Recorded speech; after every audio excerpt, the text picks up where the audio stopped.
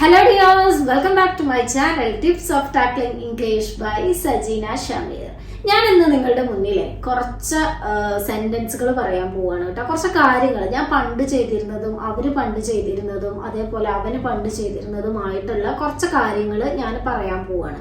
അവര് 10 വർഷത്തോളായിട്ട് അവര് യോഗ പ്രാക്ടീസ് ചെയ്തുകൊണ്ടിരിക്കുന്നുണ്ട്. 10 വർഷത്തോളമായിട്ട് അവര് യോഗ പ്രാക്ടീസ് ചെയ്തുകൊണ്ടിരിക്കുന്നു. അതുപോലെ തന്നെ അവള് ഈ സ്കൂളിൽ അവള് വർക്ക് ചെയ്യാൻ തുടങ്ങിയിട്ട് 2010 മുതൽ അവൾ ഈ സ്കൂളിൽ വർക്ക് ചെയ്തുകൊണ്ടിരിക്കുകയാണ്. 2010 മുതൽ അവൾ ഈ സ്കൂളിൽ വർക്ക് ചെയ്തുകൊണ്ടിരിക്കുകയാണ്. അതുപോലെ തന്നെ എൻ്റെ കുട്ടിക്കാലം മുതൽ ഞാൻ പുസ്തകങ്ങൾ വായിക്കുന്നു. എൻ്റെ കുട്ടിക്കാലം മുതലേ ഞാൻ പുസ്തകങ്ങൾ വായിക്കുന്നു. ഈ 3 സെന്റൻസുകൾ നിങ്ങൾ ശ്രദ്ധിച്ചോ? ഈ 3 സെന്റൻസിലും ഞാൻ കോമൺ ആയിട്ട് കുറച്ച് കാര്യങ്ങൾ പറഞ്ഞിട്ടുണ്ട്. എന്താണ് നിങ്ങൾക്ക് പറയാൻ കഴിയുമോ? ഈ 3 സെന്റൻസുകൾ ഒന്ന് നോക്കിയിട്ട് ഇതിന്റെ എന്തൊക്കെയാണ്, ഇത് തമ്മിൽ എന്തെങ്കിലും ഒരു കണക്ഷൻ ഉണ്ടോ എന്ന് നിങ്ങൾക്ക് പറയാൻ കഴിയുമോ? നോക്കിയേ, ഫസ്റ്റ് സെന്റൻസ് എന്താണ്? അവര് 10 വർഷത്തോളമായിട്ട് യോഗ പ്രാക്ടീസ് ചെയ്തുകൊണ്ടിരിക്കുകയാണ്. 10 വർഷത്തോളമായിട്ട് അവർ യോഗ പ്രാക്ടീസ് ചെയ്തുകൊണ്ടിരിക്കുകയാണ്. രണ്ടാമത് പറഞ്ഞ സെന്റൻസ് എന്താണ്? അവള് സ്കൂളില് 2010 മുതൽ ഈ സ്കൂളിൽ വർക്ക് ചെയ്തുകൊണ്ടിരിക്കുകയാണ്, പഠിപ്പിച്ചുകൊണ്ടിരിക്കുകയാണ്. മൂന്നാമത്തെ സെന്റൻസ് എന്താ പറഞ്ഞത്? ഞാന് എൻ്റെ കുട്ടിക്കാലം മുതൽ പുസ്തകങ്ങൾ വായിച്ചുകൊണ്ടിരിക്കുന്നുണ്ട്. കുട്ടിക്കാലം മുതൽ ഞാൻ പുസ്തകങ്ങൾ വായിച്ചുകൊണ്ടിരിക്കുന്നുണ്ട്. ഈ 3 സെന്റൻസിലും നമുക്ക് കണ്ടെത്താൻ കഴിയും, ഞാൻ ഈ പറഞ്ഞ 3 സെന്റൻസും പാസ്റ്റിൽ തുടങ്ങിയ കാര്യമാണ്, എന്നോ തുടങ്ങി വെച്ച കാര്യങ്ങളാണല്ലേ. എന്നാൽ അത് ഇപ്പൊ സ്റ്റോപ്പ് ചെയ്തിട്ടുണ്ടോ?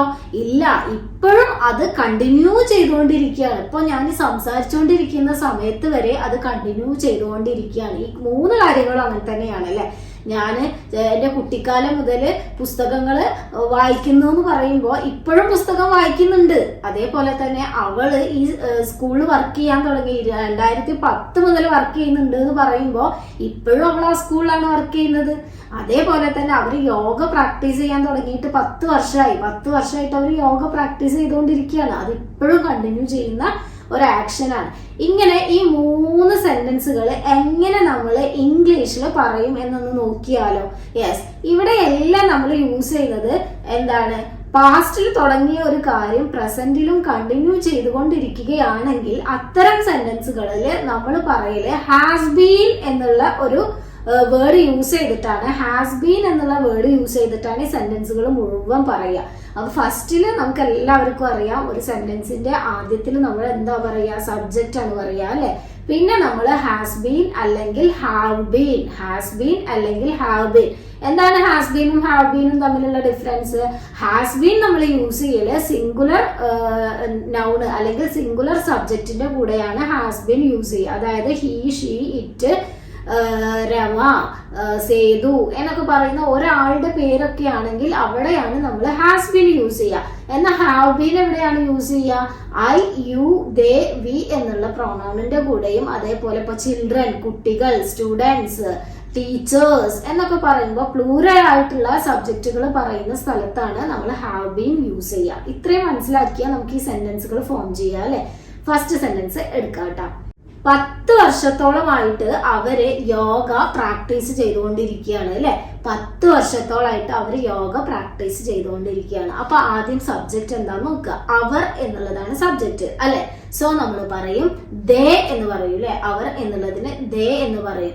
ചെയ്തുകൊണ്ടിരിക്കുകയാണ്, എന്താണ്, കഴിഞ്ഞു പോയ കാര്യം ഇപ്പോഴും കണ്ടിന്യൂ ചെയ്യുമ്പോൾ നമ്മൾ ഏതാണ് യൂസ് ചെയ്യാൻ പറഞ്ഞത്? ഹാസ് ബീൻ അല്ലെങ്കിൽ ഹാവ് ബീൻ യൂസ് ചെയ്യണം അല്ലെ. ഇവിടെ സബ്ജക്റ്റ് ഏതാണ്? ദേ എന്നുള്ള സബ്ജക്റ്റ് വന്നതുകൊണ്ട് ഹാവ് ബീൻ ആണ് ഇവിടെ യൂസ് ചെയ്യേണ്ടത് അല്ലെ. So they have been. പിന്നെ നമ്മൾ വേർബിന്റെ ing ഫോമാണ് യൂസ് ചെയ്യേണ്ടത്. അവര് പ്രാക്ടീസ് ചെയ്തുകൊണ്ടിരിക്കുകയാണല്ലേ. So they have been practising. കണ്ടോ? They have been practicing. എന്താണ് പ്രാക്ടീസ് ചെയ്യുന്നത്? യോഗ. എന്ന് മുതല് for 10 years 10 വർഷത്തോളമായിട്ട് for 10 years 10 വർഷത്തോളമായിട്ട് അവർ യോഗ പ്രാക്ടീസ് ചെയ്തുകൊണ്ടിരിക്കുകയാണ്. നിങ്ങൾക്ക് തന്നെ സ്വന്തം മേക്ക് ചെയ്യാൻ കഴിയുന്നില്ലേ? യെസ്. രണ്ടാമത്തെ സെന്റൻസ് നോക്കാം. ഞാന് കുട്ടിക്കാലം മുതല് പുസ്തകം വായിക്കുന്നുണ്ട്. അപ്പൊ പുസ്തകം ഇപ്പോഴും വായിച്ചുകൊണ്ടിരിക്കുന്നുണ്ട്. ആ ഒരു ശീലം എന്നിൽ ഇപ്പോഴും ഉണ്ട് അല്ലെ. സോ അത്തരം സെന്റൻസുകൾ പറയാൻ ഹാസ് ബീനും വേർബിന്റെ ING ഫോം ആണെന്ന് പറഞ്ഞു അല്ലെ. അപ്പൊ ഞാൻ എന്നുള്ള സബ്ജക്റ്റ് ആണ് ഐ. ഐന്റെ കൂടെ ഹാസ് ബീൻ ആണോ ഹാവ് ബീൻ ആണോ യൂസ് ചെയ്യുക? Very good, have been. I have been reading, വായിച്ചുകൊണ്ടിരിക്കുന്നതിന് reading. I have been reading books എന്ന് മുതൽ. സിൻസ്, മുതൽ എന്ന് പറയാൻ സിൻസ് മൈ ചൈൽഡ്ഹുഡ്, കുട്ടിക്കാലത്തിന് ചൈൽഡ്ഹുഡ് എന്നാ പറയാ. Since my childhood. കിട്ടുന്നുണ്ടല്ലോ. മൂന്നാമത്തെ സെന്റൻസ് നോക്കാം. അവള് പഠിപ്പിക്കാൻ തുടങ്ങിയിട്ട് 2010 മുതൽ അവള് പഠിപ്പിക്കുന്നുണ്ട്. ഈ സ്കൂളിൽ പഠിപ്പിക്കുന്നുണ്ട് അല്ലെ, ഇപ്പോഴും പഠിപ്പിക്കുന്നുണ്ട്.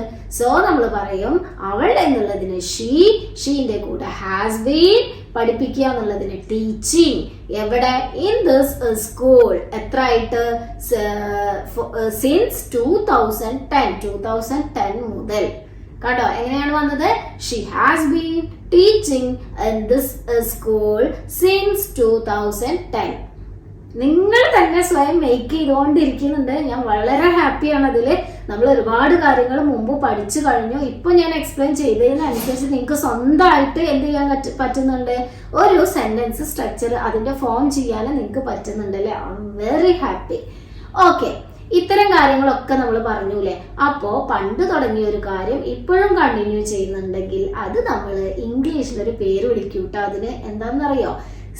Present perfect continuous tense. എങ്ങനെയാണ്? Present perfect continuous tense. Wow, എന്തൊരു ഈസിയിലാണല്ലേ ഒരു ടെൻസ് നിങ്ങൾ പഠിച്ചു കഴിഞ്ഞത് അല്ലേ. നിങ്ങൾക്ക് വളരെ ഈസി ആയിട്ട് തോന്നുന്നില്ലേ?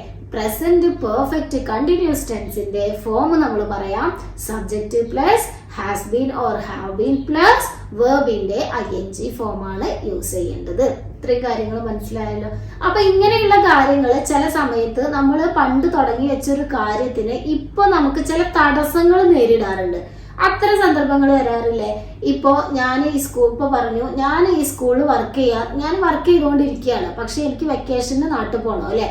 സോ ഞാൻ വെക്കേഷനിൽ നാട്ടിൽ പോയത് കൊണ്ട് ഈ സ്കൂളിൽ വർക്ക് ചെയ്യാതിരിക്കുകയാണോ? വീണ്ടും ഞാൻ വന്നിട്ട് റീജോയിൻ ചെയ്യും. അങ്ങനെയുള്ള സന്ദർഭങ്ങൾ ഉണ്ടായിരിക്കുമല്ലോ. അങ്ങനെയുള്ള സന്ദർഭങ്ങളിലും നമ്മൾ എന്ത് യൂസ് ചെയ്യും? ഈ present perfect continuous tense use ചെയ്യും. അപ്പോൾ ഈ ഞാൻ പറഞ്ഞ എക്സാമ്പിൾ തന്നെ നമുക്കൊന്ന് ഇംഗ്ലീഷിലാക്കി നോക്കിയാലോ. I have been working but I am going on vacation. ഞാനിവിടെ വർക്ക് ചെയ്യുന്നുണ്ട്, പക്ഷെ ഞാൻ അതിൻ്റെ ഇടയിൽ എനിക്കൊരു തടസ്സം വന്നു അല്ലേ. എനിക്ക് വെക്കേഷന് പോകേണ്ടി വന്നു. ഇങ്ങനെയുള്ള സന്ദർഭങ്ങൾ നമ്മൾ യൂസ് ചെയ്യാറുണ്ട്. അതുപോലെ വേറൊരു എക്സാമ്പിൾ നോക്കിയേ. ഞാൻ പഠിച്ചുകൊണ്ടിരിക്കുകയാണ്, പക്ഷെ എനിക്ക് അതിൻ്റെ ഇടയിൽ ഒരു ബ്രേക്ക് വേണം. അപ്പോൾ ഞാനൊരു ബ്രേക്ക് എടുത്തു. എങ്ങനെ പറയാം? അവള് പഠിച്ചുകൊണ്ടിരിക്കുകയാണ്, പക്ഷെ അവൾക്ക് അതിൻ്റെ ഇടയിൽ ഒരു ബ്രേക്ക് വേണം. അപ്പോൾ എങ്ങനെയാണ് അത് പറയുക? She has been studying